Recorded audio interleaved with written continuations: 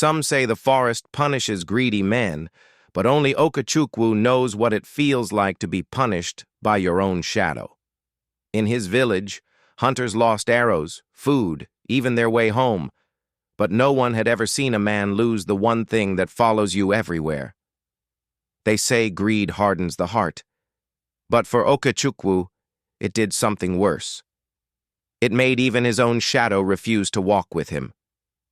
This is the story of the hunter who took too much from the world until the world took something from him.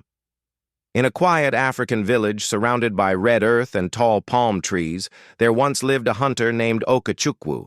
He was known all over for his sharp aim and courage in the forest. Every time he went hunting, he never came home empty-handed. The people respected him, but they also feared him because Okechukwu was a man ruled by greed. While other hunters shared their meat with neighbors, Okechukwu would hide his catch deep inside his hut. When hungry children came to his door, he would chase them away with angry shouts. Even when his old mother begged him for food, he would frown and say, "I worked for it myself. Go and hunt your own." Day by day, his heart grew harder than stone. One morning, Okechukwu decided to go hunting deeper into the forest than anyone had ever gone. The elders had warned people never to cross the whispering trees, for strange spirits were said to live beyond them, but Okechukwu only laughed. "If the forest is full of spirits," he said, "then I will hunt them too." He walked all day under the hot sun.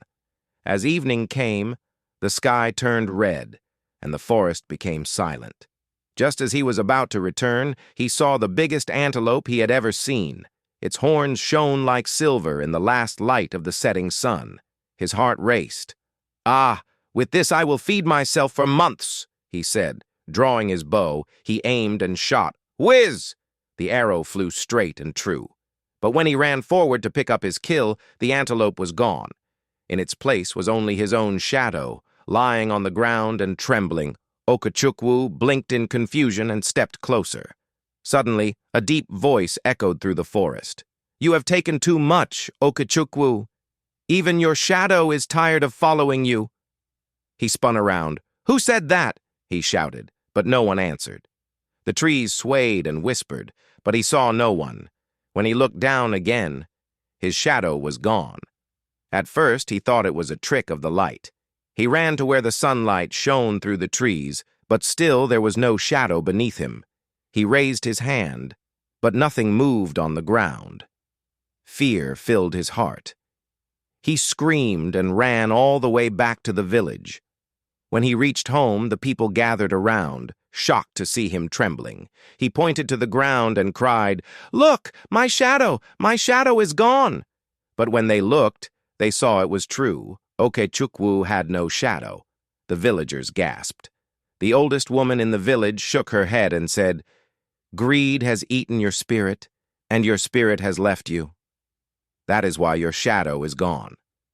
Okechukwu begged them to help him, but no one wanted to come near him. They feared that his greed had brought a curse upon him. From that day, Okechukwu was never the same. He could not sleep at night, for he felt empty and cold. He no longer saw his reflection in water or under the sun. When he walked, he felt like a ghost among men. In time, he became weak and lonely. The man who once had plenty now had nothing, no food, no friends, and not even his own shadow to walk beside him. And so the people of the village learned a lesson that they never forgot. Greed may fill your stomach today, but it will empty your soul tomorrow. From that day on, they shared whatever they had, remembering Okechukwu, the hunter who lost his shadow. Moral of the story: greed takes more than it gives. Those who keep everything for themselves may one day lose what truly matters.